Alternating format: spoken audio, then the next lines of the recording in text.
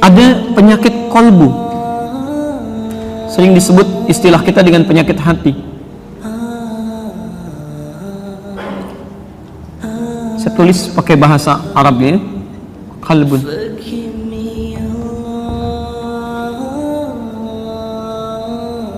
Saya tidak perlu artikan kembali karena dulu di awal pertemuan kita pernah bahas ya. Silakan Anda rujuk kembali rekamannya. Qalbu, jamaknya disebut dengan qulubun. Penyakit qalbu jamaknya disebut dengan qulub.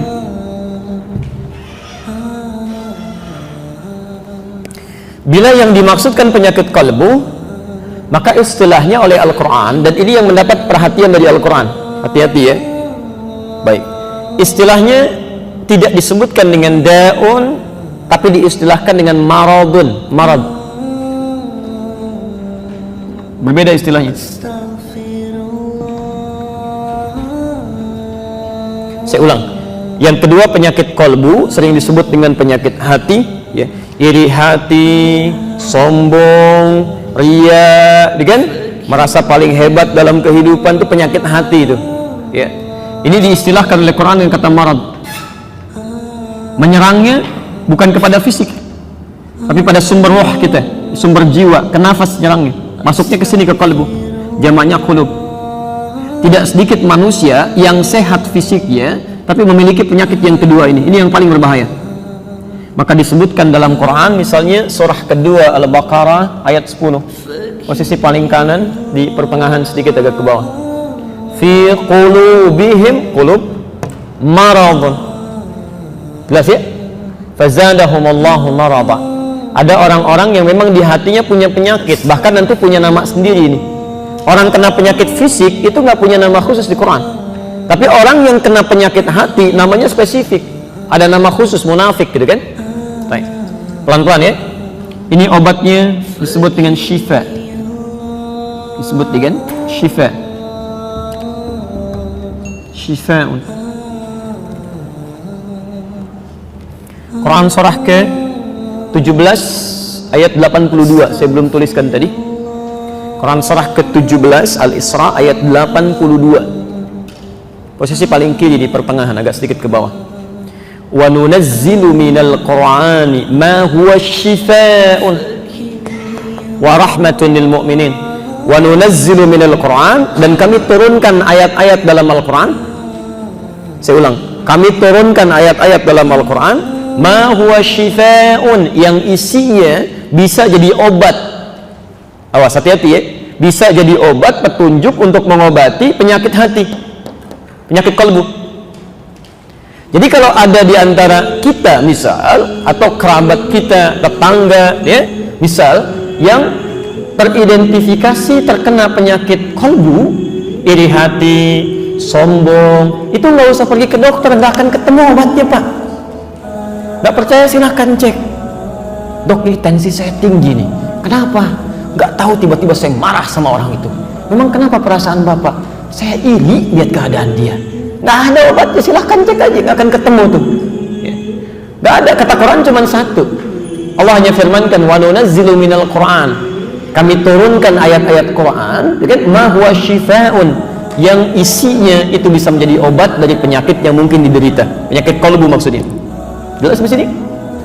Nah, alasan dari sinilah kemudian kita coba akan tuangkan ayat-ayat Quran yang terkait dengan obat penyakit-penyakit qalbu ini, lebih spesifik terkait pembahasan sifat iri hati. Jadi kalau kira-kira ditemukan gejala-gejala seperti ini nampak dalam kehidupan kita, apa obatnya kata Quran? Mungkin kita tidak, tapi dalam keluarga mungkin bisa terasa seperti itu. Ya, nanti kita lihat gejala-gejalanya ya, dan bagaimana kemudian obatnya diturunkan. Sekarang kita ambil dulu bahasan bagian pertama. Ya. Sudah?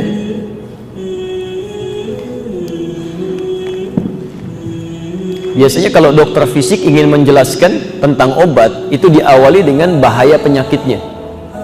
Hati-hati, ini ada bahaya virus ini. Ya, virus ini bisa menginfeksi ini, hasilnya akan begini. Sekarang perhatikan perbandingan dampak penyakit hati, terutama iri hati, dibandingkan dengan penyakit fisik, baru kemudian kita ambil obat sesuai dengan kadarnya. Satu, Saya boleh hapus dulu ini? Oke. Ibu sekalian, Quran surah ke-91 Asy-Syams ayat 7 sampai 10 disambungkan ke Quran surah ke-12 Yusuf ayat 53. Quran surah 91 Asy-Syams ayat 7 sampai 10 disambungkan ke Quran surah ke-12 ayat 53.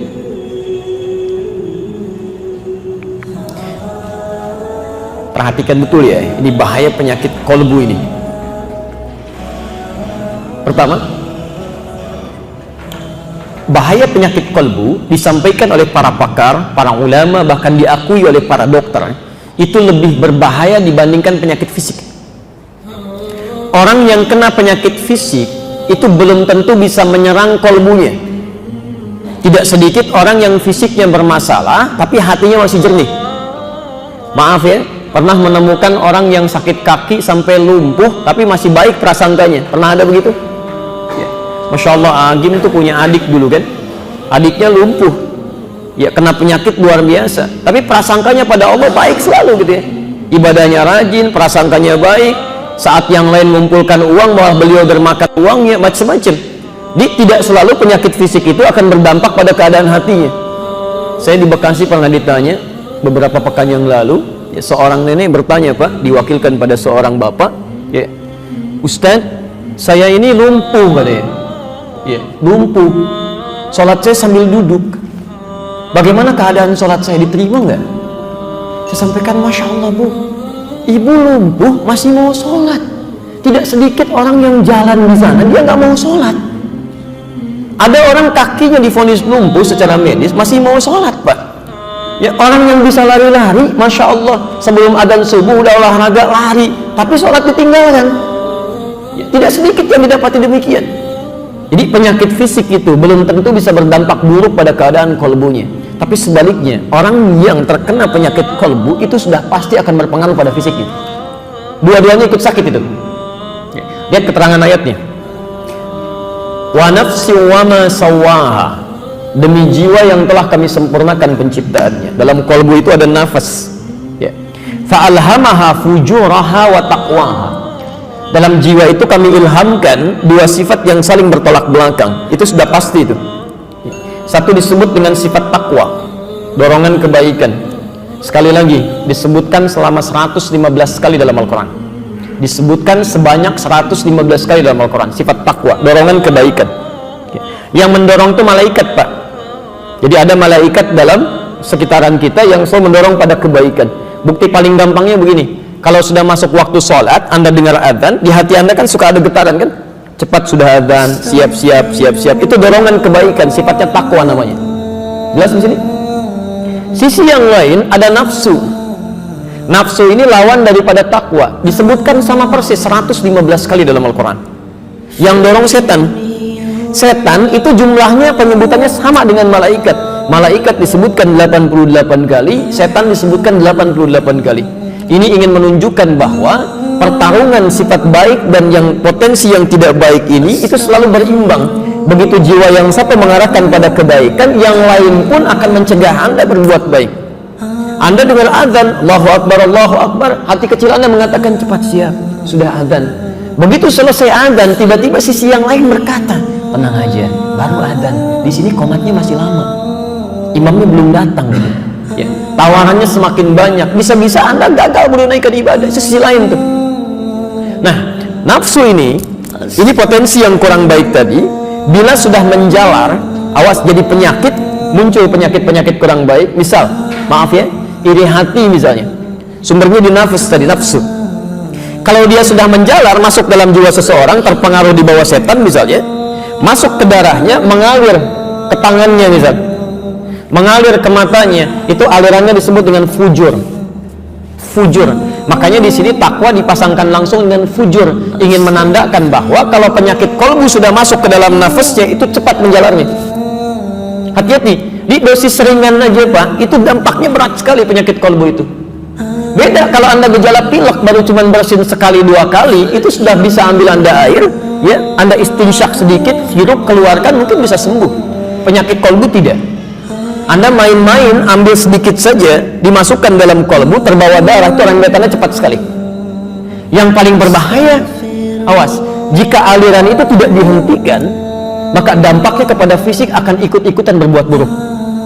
Tadinya cuma pikirannya. Iri itu kan asalnya, maaf, perasaan tidak senang dengan nikmat yang melekat pada orang lain. Ketika perasaan itu tidak dihilangkan, terus didiamkan di dalam diri, itu akan merambat kemana-mana. Ya.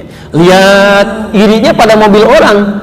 Yang paling aneh begitu lihat orangnya jadi dipalingkan, gak mau nyapa gitu.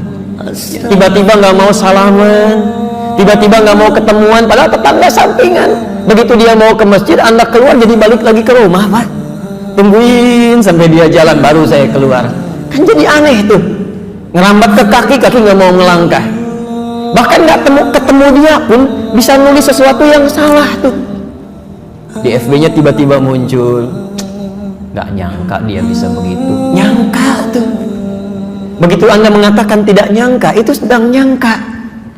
Di tulisan sudah salah, pikiran sudah keliru. Jadi penyakit dalam kolbu itu kalau tidak segera diatasi, dampaknya ke sekujur tubuh itu pasti fatal. Ini yang dimaksudkan di Quran surah ke-12 ayat 53, posisi paling kiri sebelah atas di mushaf. Ya. Wa ma ubarri'u nafsi. Kita memang tidak bisa menyucikan jiwa kita. Nggak ada orang suci. Manusia itu pasti punya potensi salah. Ada potensinya. Ya. Tapi ingat, kesalahan itu diciptakan oleh Allah, bukan ingin menjadikan kita orang salah, tapi supaya kebaikan-kebaikan kita itu muncul.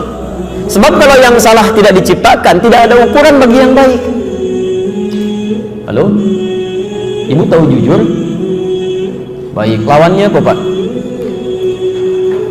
Bohong. Bohong itu diciptakan bukan ingin menjadikan orang pembohong, bukan, tapi supaya jujur itu nampak. Sebab kalau tidak ada bohong, bagaimana diketahui jujur? Kalau tidak diciptakan sombong, bagaimana dikenali tawadhu? Nggak ada.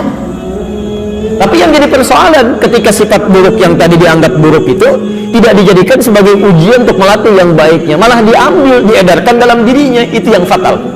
Karena itulah kemudian teruskan ayatnya, innan nafsa la'ammaratun bisu. Sungguh nafsu itu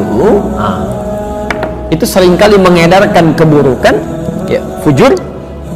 Kalau sudah jadi perilaku, ya izin pelan-pelan. Misal ada rambatan keburukan, ya, ya. Hati-hati kalau sudah nggak nyampe, bisa fatal, ya. Seperti baterai nggak nyampe ke atas, suaranya nggak keluar tuh. Baik, teruskan sebentar. Misal ini ada, saya turunkan nafas. Terdengar suara saya insyaallah. Baik, tempatnya di kalbu, ini tempatnya. Saya dulu pernah jelaskan ya, jadi supaya tidak terlalu meluas saya nggak ulang. Kalau merambatkan yang buruk disebut dengan fujur. Fokus. Dalilnya Quran surah 91 di ayat ke 7 sampai 8 dia. Baik. Wa nafsi wa ma sawwaha fa alhamaha fujur. Ya. Kenapa fujur didahulukan dibandingkan dengan takwa? Karena kecenderungan untuk mengerjakan yang jelek itu bagi sementara orang lebih mudah cepat dilakukan dibandingkan yang baik-baik. Yang baik itu butuh motivasi, Pak. Butuh motivasi kuat. Tapi yang jelek itu seketika bisa masuk tuh. Fokus. Misal sifat iri masuk ke sini, dirambatkan, ya. Fujur saat dirambatkan, ya, kalau terpancar kebaikan disebut dengan fajar atau infajar. Itu rambatan kebaikan. Quran surah ke-2 Al-Baqarah ayat ke-60, posisi paling kanan, ya, di pertengahan, sedikit ke bawah. Wa idhistasqa Musa liqaumihi faqul nadrib bi'asakal hajar fanfajar, fajar. Ya.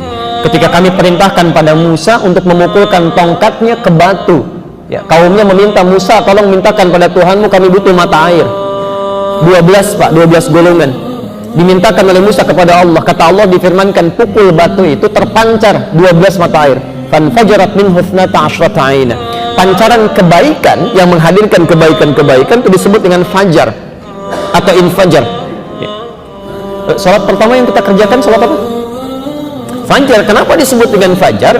Karena ketika azan dikumandangkan, kita respon dengan keimanan kita. Pancaran iman yang merespon azan itu disebut dengan fajar. Jelas ya? Yang kalau dalam nuansa alamnya, ya, munculnya cahaya putih yang mengakhiri cahaya, mengakhiri kegelapan. di malam sudah sirna dengan tandanya cahaya putih masuk. Kalau itu dalam dunia astronomi. Tapi dalam dunia tazkiyatun nafas, kenapa disebut dengan fajar salah satunya? Ketika iman kita bisa menangkap tuh ya panggilan dari adzan tadi keluar terpancar dari sumbernya yang dalam. Pancaran kebaikan itu yang disebut dengan fajar. Tapi kalau yang memancar yang buruk, yang merambat yang jelek, berubah kalimatnya dari fajar jadi fujur. Nih. Makanya ketika sifat iri hati masuk ke dalam kolbu, merambat sampai ke tangan, ya, menulis hal-hal yang buruk, merambat ke lisan, bergibah pada saudaranya, maka pancarannya disebut dengan fujur, perbuatannya disebut dengan su'un.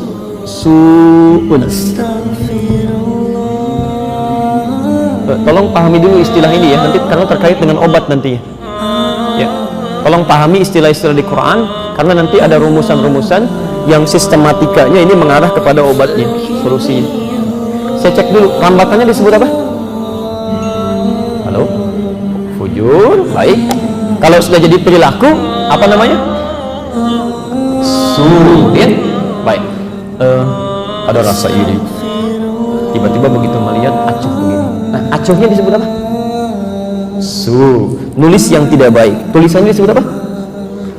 Perhatikan Quran surah ke-12 ayat 53. Wa ma ubarri'u nafsi innan nafsa la ammaratun bisu. Ketemu di situ. Ya. Awas, kita tidak bisa menyucikan jiwa kita karena dalamnya ada nafsu. Kecenderungan nafsu itu akan memancarkan sifat buruk, fujur, yang menghadirkan perbuatan buruk disebut dengan Jadi kalau penyakit kolbu itu masuk ke dalam jiwa seseorang, yang bermasalah bukan kolbunya saja, tapi semua unsur dalam dirinya itu akan ikutan bermasalah. Jelas di sini? Nah, dan di sini kita tarik kesimpulan. Pertama, dampak penyakit kolbu itu lebih berbahaya dibandingkan dengan penyakit fisik. Karena saat dia menyerang kepada kolbu, otomatis semua elemen tubuhnya kalau tidak diobati itu akan ikut bermasalah, ikut sakit.